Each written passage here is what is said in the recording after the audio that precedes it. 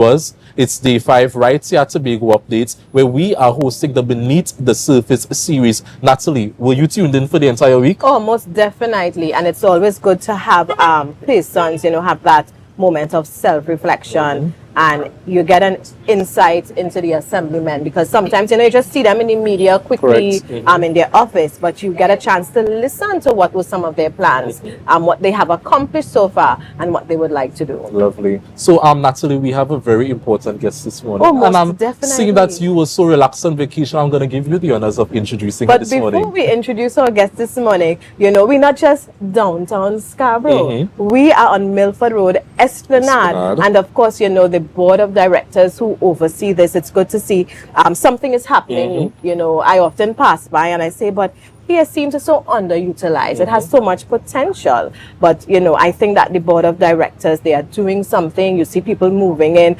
and, Adana and you interviewing the tenants. And I work not too far from here, and I didn't realize even, you had all those new tenants, and I have to take a walk through. Correct. And Natalie, if the viewers can notice, we are sitting very comfortable. We are looking good. This is something that you want to put in a gallery or probably outside your yard. So yes, viewers, our furniture this morning is proudly sponsored by Courts, located at the lower level at the Port Mall or even down at Gulf City Mall in Lowlands. So if you like what you're seeing, you know where to go. You have to check it out and stress on the comfort, because I'm like, how long this show is. I like, I like the feel. I can spend all morning here. I mean, I'm in the cool, on the Esplanade, and people, and the sea breeze feeling good too. Yes, and you can bring your families. I think many of us here take our open spaces for granted. And you can bring your family, bring the kids. Sometimes I have 2 boys, and I always have to find space for them to run. Trust me. And sometimes after school or later when it gets a bit cool, I bring them here. I sit, I watch them, and they have a ball. They have a grand time. So, this is ours. Let's use it, and of course support the local business people who are here and are offering us different products and services. Correct. So the moment has come. We need to introduce our very important guest this morning, and she's none other than Councillor Petal-Ann Roberts. You may refer to her as the money woman, the boss lady, the one who controls how things go in terms of finances. Good morning, Councillor Roberts. Good morning, Natalie, and good morning, Tobago. Good morning, Luke, as well. Thank you for having me. It's always a pleasure. And of course, Luke, when we look at the assemblyman, we're looking at 3 years in. Correct. But when we look at Councillor Roberts in as Secretary of Finance, Trade and Economy, it's not 3 years, right? It's just about 6 months and counting. We know that she was sworn in as councillor on June 27th, if I have my information correct, yes, and assumed the role as a secretary in the Division of Finance on the 28th of June. Of course, she's no stranger. You all think she's a newbie, but she has been crunching the numbers quite a while. So maybe just for the benefit of our viewers, share a bit about your past experience before assuming the role of secretary. But before you begin, I'd like to take some of the kudos for the Esplanade, because the Esplanade does fall under the Division of Finance. All right. So the enhancements that you will see are really policy decisions under the Division of Finance, under the Scarborough Beautification Project. Excellent. So it's a collaboration between the Division of Finance, Division of Tourism, and in some instances, Division of Infrastructure. Right, excellent. So I'll get into myself now. Yes. Well, I am Petal-Ann Roberts. I am a chartered certified accountant, so a fellow with ACCA. I'm also a chartered accountant under the Institute of Chartered Accountants of Trinidad and Tobago. I have been working in the Assembly for 15 years. Right. I worked in the accounting sphere. I was senior financial analyst, and then I became the chief management accountant, and then this opportunity came to become Secretary of Finance. So as you can see, I took the offer, and I'm here today. And when you were approached, of course, so the opportunity came to you. Is it something that you knew right away, well, this is how I can maybe, implement more change or have more effect in terms of what I would like to see for my home?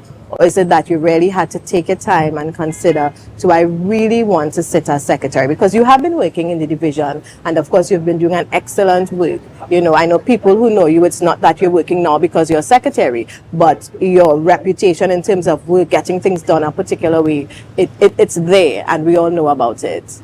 So it's a combination of both. So I did have to ponder, I did have to pray. But I also felt like if this was the opportunity for the change that we really needed to see, change is incremental. There's Yes. absolutely no way I could do this in 6 months. Right. I don't even think a year, Right. not even a whole term, Right. politically. But I think that I have been making some strides. I think I have been impacting persons. I think I have been inspiring them, because one of the things I recognize is that people is most important internally and externally, our stakeholders and our internal stakeholders, which are the staff. So I started with bringing back that finance month, and where persons felt that they needed that camaraderie and fellowship and even the social setting in the office. There are persons who said they never knew the persons on the third floor, didn't know the ones on the first floor, and that kind of thing. So we did bring back a lot of social activities, whilst we did have the business community having conferences. We had business mixer for our corporate community. We had the schools, we went out to the schools, financial literacy, cooperative and consumer went out to the schools, and they had the engagements and sensitization with the school setting. So I have been working. It's exciting.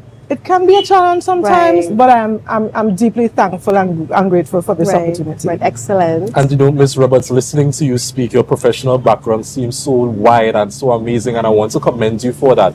But it makes me think about little Petal-Ann growing up in Tobago, you know, in your village. I want you to talk to me about your upbringing as a young Tobagonian girl growing up, and how has your upbringing really shaped you now in terms of leadership and getting into finance and even politics? Because oftentimes, chatting with the politicians, when they speak about their childhood and their upbringing, it gives us an insight as to why they are where they are now. So talk to me about that. Definitely, that's an excellent question. So I grew up in Scarborough. I don't know if you know, well, you might be too young, but Natalie, I don't know if you may know the Coppins. So my grandmother had one of the first nursery schools in Tobago. It's Yes. Coppin Nursery School. Yes. And then my mother took it on. So we all my siblings, we all went to Coppin Nursery School. Then we went to Scarborough Methodist School. But I think character is built from your challenges in your life. I wouldn't say I had many challenges, but there were challenges. One of them at primary school, my brother passed his first choice for Bishop's High School. So when it was my time, I didn't pass to Bishop's, I Right. passed to Scarborough Second. And seeing your colleagues and the ones that you felt that you were better in terms of academically, you were better than them, they went to school, their first choice and that kind of thing. But I was always focused. If you would ask anybody, it would be like, she was always a real focused individual. I'm very results oriented. My mother always woke me up, and I had to be in the kitchen with her when everybody else was in bed, and I just couldn't understand it. But I think there are things in life that really shape us. After living in Scarborough, we went to live at Lowlands. And then I got married pretty young. I got married at 24. So I moved to Canaan, and I'm still married. I have 3 children. Right. But I think the things that happen in your life really challenge, and that they really shape who you are. And I think everything has a shape to who I am. And you know, Ms. Roberts, it's amazing you touched on being result oriented, you know, being someone that is responsible, because those are the qualities that the island will expect from someone who is responsible for our finances. So you got the announcement, you were sworn in as councillor, you are now secretary for finance. Give us some insights to what was going through your mind in that moment, because it was a shock to some. Some expected it. I was like, yeah, Petal-Ann, that's for her. But what went through your mind in that moment? Luke, do you know that there are days when I have to pinch myself and tell myself, I'll be secretary of finance? I'm so serious. Because I'm humbled by it as well. I don't assume myself as councillor and secretary of finance. I remain Petal-Ann. Right. Nice. Because I don't know where this would take me. I did not harp on this, but I had to pray a lot. And I also had to have a lot of deep conversations with God, who I have a very, very intimate relationship with. Excellent. So, as I said, I do have to pinch myself sometimes. So at the time, when I was being sworn in, it was poor reason for me. It was astounding. Okay. You know, when my brother would call and from Trinidad and say he's so proud, and you're seeing family Right, members saying, yes. wow. There were people who told me I knew this all along. Nice. Now, I'll tell you another thing. During my career, lots of people would have said, you will become secretary of finance, and I used to say no. You didn't see it. I did not see it. And there are other things that really shaped this. I saw it coming with the experience that I've had both as senior financial analyst and chief management accountant, because I've seen it all. I've worked with Secretary of Finance, Dr. Anselm London. I've worked with Joel Jack. I've worked with the chief secretary, who's Secretary of Finance. I work with about 4 chief administrators. Right. So I've known it all. I know pretty much what could work. Sometimes at meetings, my advisor would say, well, secretary, you seem to know everything inside out, because sometimes I'll say, well, that wouldn't work, because I understand culture. I understand what it really takes to get things done. Although we don't see everything happening at the same time, I do believe if you give us the time in this administration, we will be able to better this place. And it also has to come with autonomy for Tobago. One of the things I respect about you in hearing you speak and present, because I've been afforded the opportunity to, you mentioned the PR going out to schools and even the workshops and conferences, and I've been to a few of the conferences. And anytime you speak, because I don't like numbers. To process it for me, it's, sometimes you have something, you just have a fear of it. Now I do it, but I don't like it. But I listen to you explain different, processes and everything, and the steps in terms of the tendering process, looking at the procurement law that was implemented by central government. And she makes it sound so easy. So I really appreciate how you communicate and you are able to explain, because sometimes, when you meet with people who have been working in their field and they become so technical, that translation is definitely lost. But I think you have that gift where when you meet the general public and you're speaking to business owners, school children, you are able to relate in a way where we really understand. And I think in going forward and even being Secretary of Finance, when you have to explain, how all these things work, you are able to do so effectively. And that's why I love the subject or the topic of the series that you're doing, Beneath the Surface. Yes. Because I want Tobagonians to understand the challenges beneath the surface and what it takes to get things done. Yes. I'll say another thing too. It takes a humble person to be able to not get too technical and try to reach everyone at the point of their need and the point of their understanding. So I try my best to do the job in that way and to communicate that way as well. Yeah. And just being on the job for just over 6 months, of course there are challenges, there are things you would have been able to accomplish.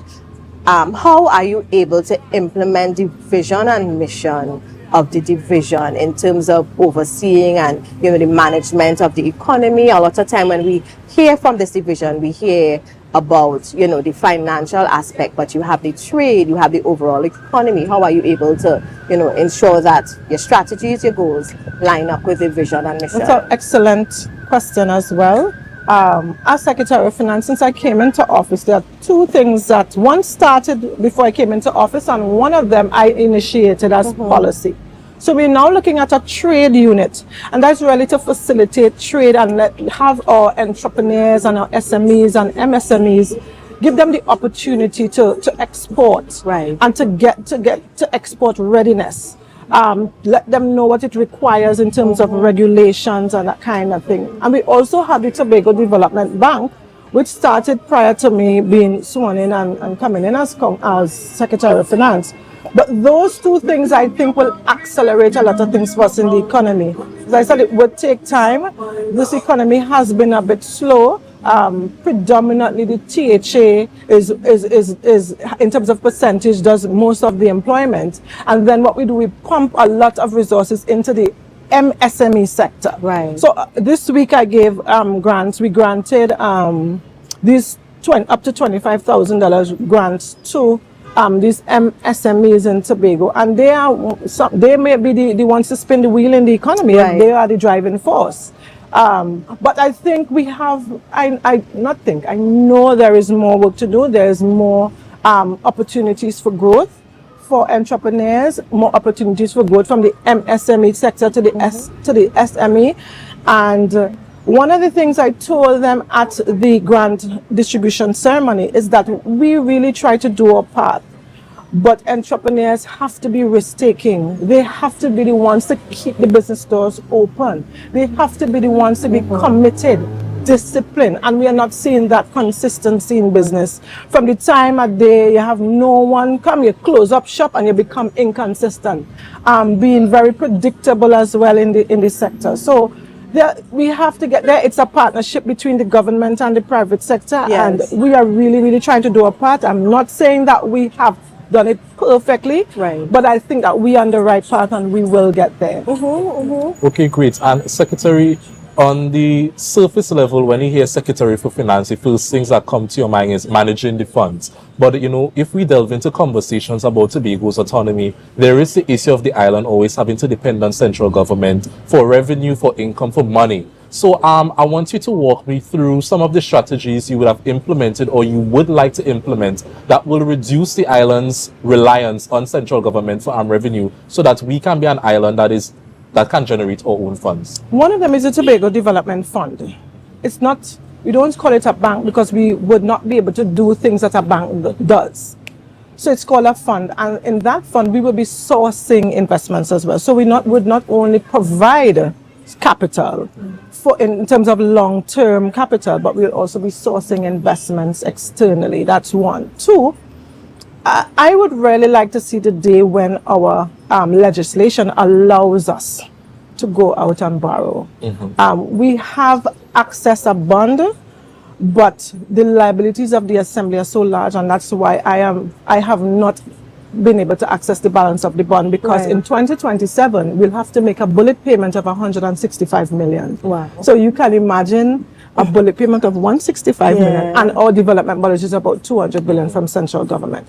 So there are a lot of things that I would like to do, but the way in which the legislation or relationship with our sister in Trinidad is, at this time we are really hamstrung. But we are doing our best. The best that I can do right now is launch that Tobago Development Fund, Right. whereby we will try to really stimulate and accelerate the Tobago economy by going out and having some investments in Tobago. And you know, Ms. Roberts, we are enjoying the conversation. The conversation seems to be a very interesting one, but we have to take a quick break and we'll be right back. So viewers, stick with us. We're going to take a quick break. Just remember to share the live, share the live, share the live, and we'll be right back.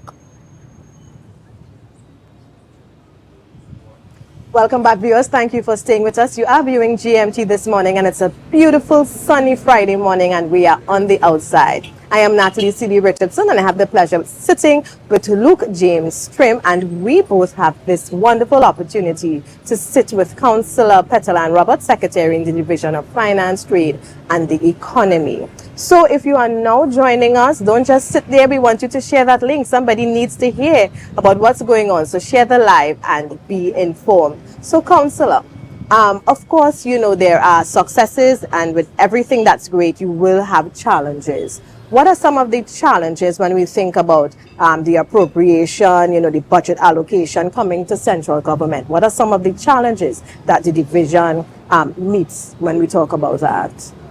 That indeed is a challenge for us, both in terms of the amount and how we get it, how we actually access these funds, and the way in which we access this. The law says one thing, but Right. what actually happens is not in line and aligned with the law. Right.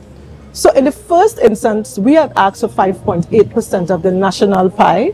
I had 2 physical meetings with the minister. I did request it verbally.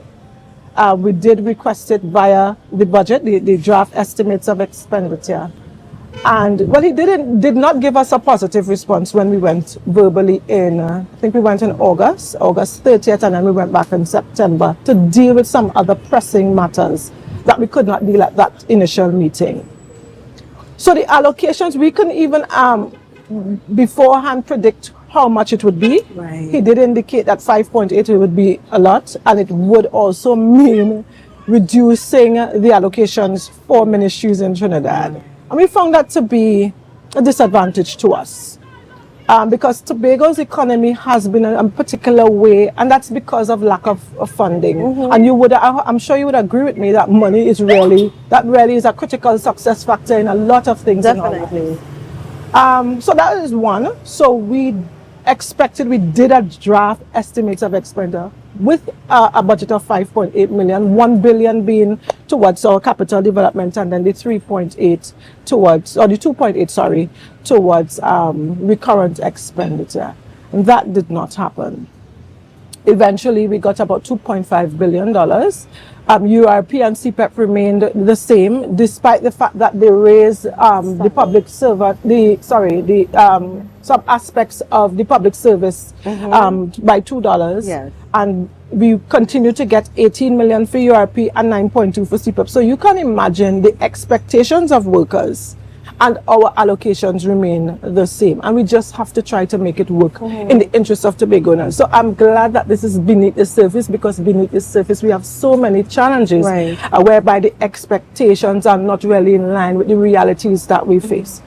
So that's another thing. So we are managing what we receive. However, the law in the Tobago House of Assembly Act states that we must receive these monies in a particular way. And that is for us to plan and be able to manage it effectively. You're supposed to receive our allocations quarterly or block in advance. So it means that you must give me at the beginning of the quarter in whole every quarter. Right, so that you have the money there so you can spend for that. That's quarter. right. Rather than, as Secretary of Finance, I cannot tell you when I'm going to receive my next allocation.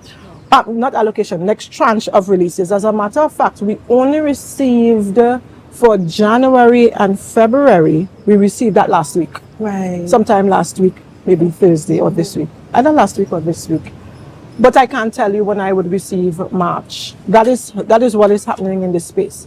And then I have to activate an overdraft facility, which is very costly. It's at 8% with the bank. And the overdraft interest is something that I don't cater for in the draft. We don't cater for that in the draft, because we can't really tell how much it is, and we can't make a provision for it. Because we expect, according to the law, to receive allocations in a particular way. So when persons are quarreling and complaining about the lack of payments, it's a result of how we receive the allocations from Trinidad. So that's a real pain for us. I've spoken to the minister about it and the impact of that, because we have overdraft interest right now, an accumulation of it of about $50 million. And I'm not kidding you. I'm not over exaggerating. It is the reality, because we do not receive our allocations. And that's an expenditure that doesn't have to be included. Correct. $50 million is a lot. As a matter of fact, it affects my cash liquidity right now. So if the government sends 200 million for me today, I really have 150 in the bank account, because I've utilized an overdraft facility. So that is one of the situations that we face. So the expectations of the public to this government in Tobago is really affected by that situation. Another thing is, because of this offsetting arrangement, I was telling the chief technical advisor, I don't know where else in the world has an arrangement like this, whereby we collect our revenues and it is offset against the appropriation. We sometimes lose in that vein. Two reasons. One, we do our accounting manual, and that's another challenge that we have. Where we have Caribbean stakeholders like CARTAC, or anyone that is coming to look at the THA, they are astonished, because they said, but we don't know any island government that is manual. We are purely manual. So the collection of revenues and the reporting of that is done manually, and therefore, anytime you are manually doing anything, it's subject to human error, and it may not be accurate to this cent. And therefore, when we say to Trinidad, this is the revenues that we have collected, they will just give us the difference between it. And sometimes we don't even get the difference. And it's on the last day of the fiscal year. It's difficult to spend millions of dollars on the last day, because there's a process to spend, especially with procurement and all of that. And just for the benefit of the viewers, I want you to describe manually, because people may think they know what it is, but explain a bit. Just give us an example. I'm happy you said that. So, Natalie, you're a consultant with the Tobago House of Assembly. You're going through the procurement process. You have provided a service. Manually, to the point, when your invoice gets to accounts, it's written in the transaction is written in a vote book. Your schedule, that's a document that goes with the invoice. and the voucher, that is also written in some division, because some divisions have computerized it. Everything else, from the typing of the check, it's on a typewriter. Yes. That is, everything is literally written. The bank reconciliations are manual. There is no software that matches the check that is issued and the check that is in the bank. In Excel, we can do that. And I, as chief management accountant, I have designed spreadsheets where you can match these things easily, so you can do your bank reconciliations easier. But basically, when I say manual, it's actually handwritten, and you are doing it predominantly in Excel. There is no software. And that's another situation that we face. The government, I think in 2014, went to the IDB and they got a loan to start the project to digitize the processes, both accounting and budget processes, of the state, of the public service. Tobago House of Assembly was a pilot in that. But I think people feel, as particularly in Trinidad, that how we do things in the public service in Tobago, you can mirror that in Trinidad and vice versa, and it's absolutely different. And basically, because we have a legislation that governs Tobago, we have the Tobago House of Assembly rules as well that governs how we do things, and we also adopt and are regulated by the regulation, the financial regulations, the Exchequer and Audit Ordinance, the financial instructions. So there are so many regulations that also govern how we do things. But in Tobago, there are two other documents that we are governed by and regulated by.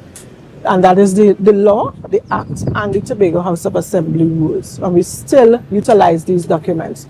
So when we were going ahead with the project, there were many hurdles that came up, because the same prescribed way of implementation that they tried to bring to Tobago, and then we came to a standstill. However, last Friday, I did have a meeting with the Ministry of Finance in advancing the project, and that was after me, vociferously going after them and saying, listen, I cannot wait, because we are using bank accounts, and every division, all the resources is lumped into one bank account where we draw on. And can you imagine how painful it is to reconcile a bank account with all these transactions? So we do have challenges. I would love to go out to market and get a software, but the government has already made that investment. We have already trained our staff. We have procured resources for this project. But the government did indicate last week they are ready to give us the opportunity, and I did give them some conditions. I said, let us lead it from the front. You will give us the support, because we know the culture, we know the systems in Tobago. And I'll tell you, one of the things that caused the hurdle why we didn't go any further was because of how we bank. In Trinidad, they draw on the consolidated fund, they draw on the central bank. We don't draw, we have no business with the central bank in Tobago. We actually use commercial banks. So we have accounts at 2 commercial banks, and that's how we do business. They did not know that. So it's vastly different. It's vastly different. Even the offsetting arrangement, I don't think the software had any provisions for that. One other thing is that in Trinidad, they don't use ACH, which is Automated Clearinghouse. That is where we transfer to make payments rather than check. In Trinidad, they predominantly use check. We use ACH for 95% of our payroll. So most persons in the Tobago House of Assembly do not go to the bank and cash a check, but the monies go directly to their account. So the software was not designed for that. Although they did say, they can make those configurations, right? So there are so many challenges and hurdles that we encounter, and it's not that we are just sitting there not doing anything, but we are encountering a lot of challenges in getting things done. I'll give you another example where we are trying to advance the Tobago Development Fund, and we have to have a non-objection letter from the Ministry of Finance so that we can access technical assistance from the Inter-American Development Bank, the IDB. Because the Minister of Planning is a governor in the IDB. We wrote, we spoke, and we are not getting the non-objection letter. These are some of the challenges. I've written to the minister again within the last month. I wrote him in December, just reminding him of some of the things that need to be done here in Tobago. One of them being that overdraft interest, letting us get our releases in line with the law. I raised the TTRA issues in Tobago, and that's another thing. The TTRA implementation in Trinidad, there's no advancement in Tobago. Right. Many hurdles, but we continue to press on. And before Luke chimes in, I really want to just speak to our viewers for a moment and encourage them to share the live, and even, you know, encourage people to listen to this interview, because as you rightfully said, I don't think we, Trinidad and Tobago, understand. We listen to the little headlines, the little clips in mainstream media, or what politicians may have to say, and we don't understand what's going on here. And you have to have an appreciation for the struggles and understand why this call for, you know, autonomy is so important to the people in Tobago. So, you know, let's get off all the bandwagons we love to jump on as a people. And this is where we are. This is where we live. Whether you're a Trinidadian, Tobagonian, and you're here, this is home. And you need to understand what's really going on and not just listen to sound bites from people. So I really appreciate, you know, you sharing the struggles of some of the challenges. And I know that you all are working hard to overcome it, you know? Okay, thank you, Natalie. Secretary, listening to the conversation, one word that's going through my mind is literacy. Because when you think about, especially with the autonomy bill, when you're hearing words like the average citizen in Tobago, you're hearing the words like autonomy, constitution, maritime borders.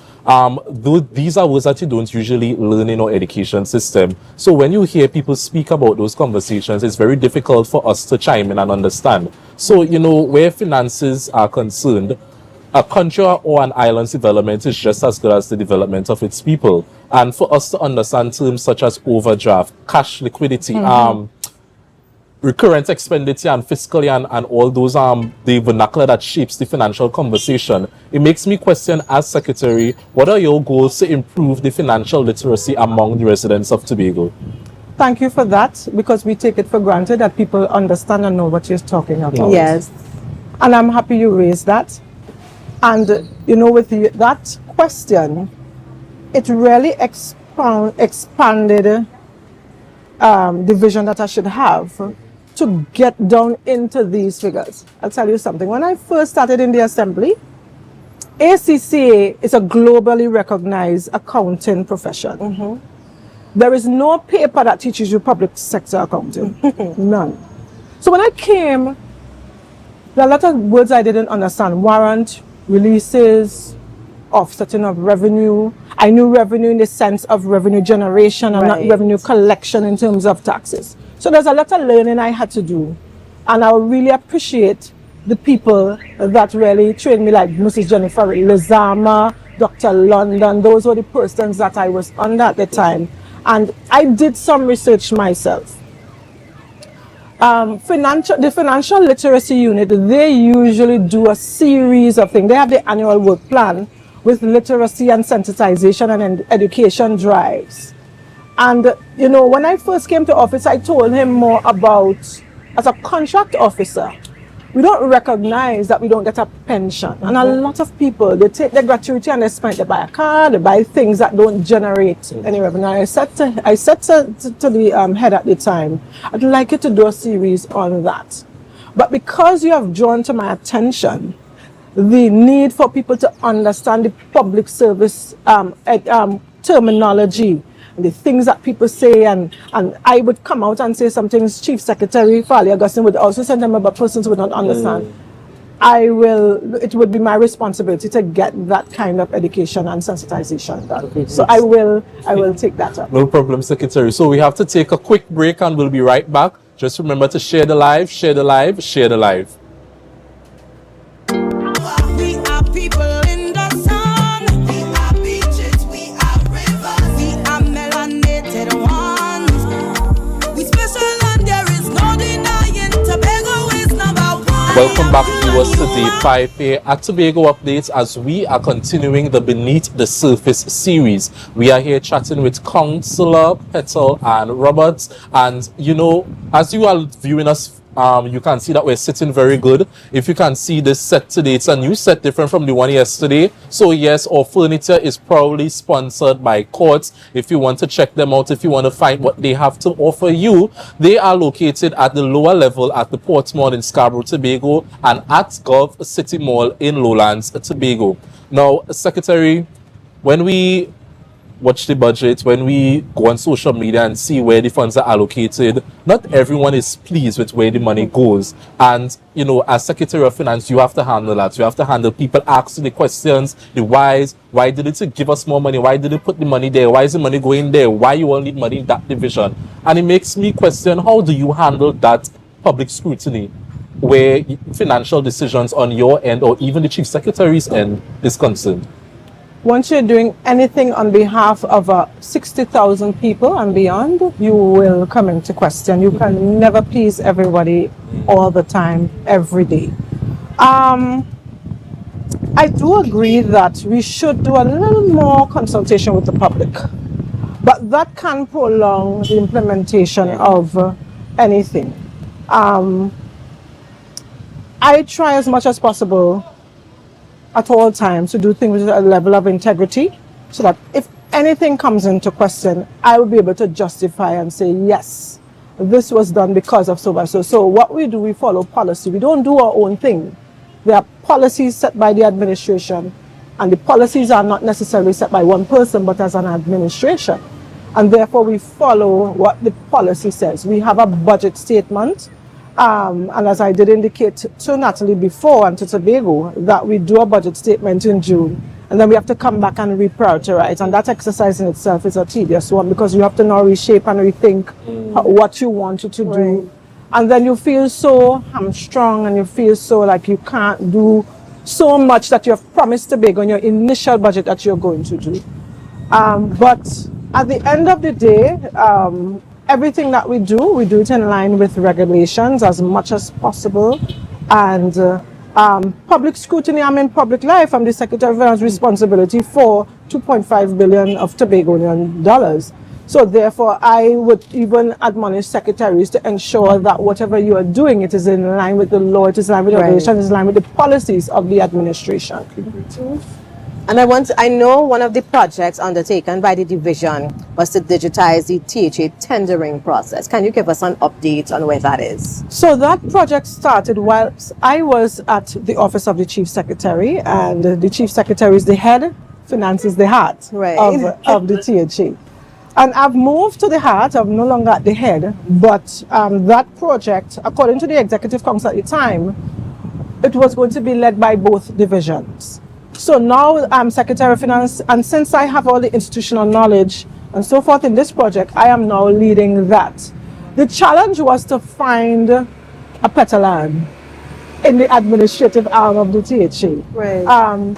But instead we have decided to co-opt a team and have a leader of that team. We actually are supposed to meet with the provider of that software, eTender, on Monday. I'm to have a meeting with that provider and the arms of on the THA side about advancing that project. So soon we'll be seeing the first thing that should come on board is a sensitization, not a sensitization, we did a sensitization for vendors, but training for vendors. Okay. I will try to find the best, most efficient way to get the information out there, because can you imagine trying to train? We did physical training for the staff, all procurement, all stakeholders internally, they were trained behind a computer in a room. Right, in a contained space. In a contained space. But can you imagine for us to get all the vendors in Tobago to be trained? So we did have a plan previously, but you know, things are fluid, we are in the dynamic environment. So we're now looking at the implementation schedule again. Who is going first? Finance will be going first in terms of e-tender. So you will be getting your tendering done under the Division of Finance through a digitized solution very, very soon. And also we are going to also at the same time implement within EID cut and I think Tobago Tourism Agency. So we're going to just go through the implementation schedule. We're going to go through the strategy of implementing that project going forward.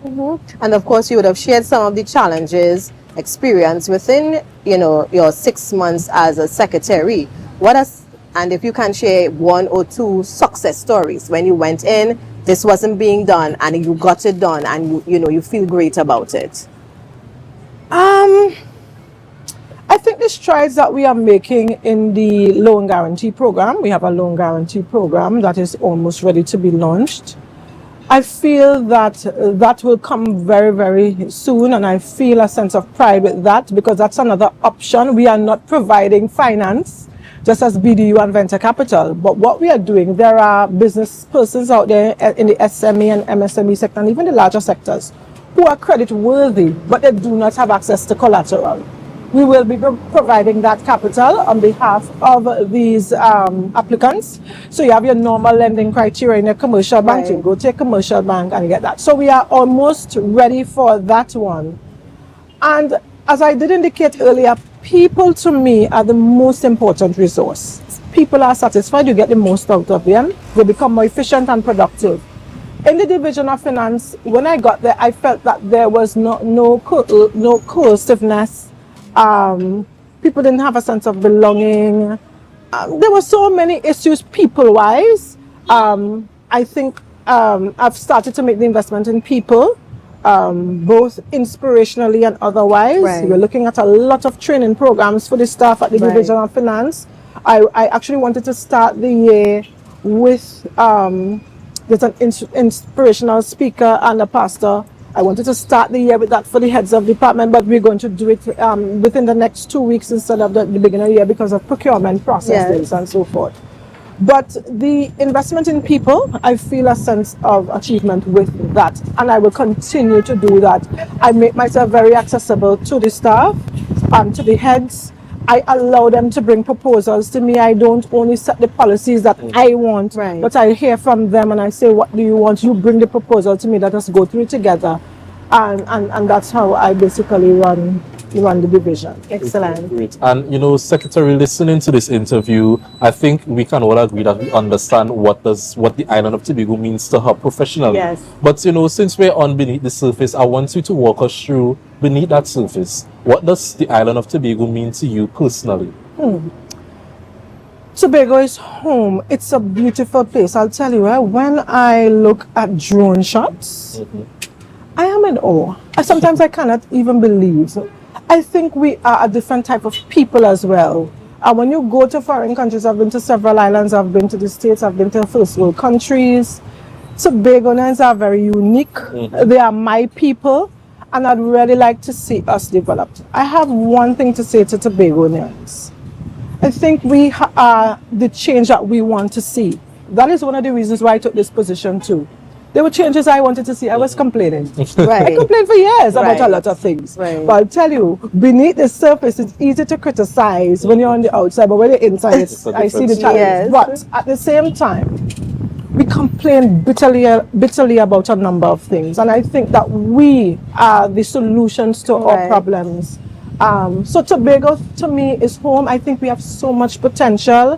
Where we are positioned geographically, because we are at the bottom doesn't necessarily mean that we have to behave that way. I think that, as I said, Tobagonians have what it takes for Tobago to become the greatest little island on the planet. So for Tobago, I would always tell entrepreneurs, be consistent, have discipline, keep your doors open, be comely, be nice, be courteous. Because we can become our own enemies as well.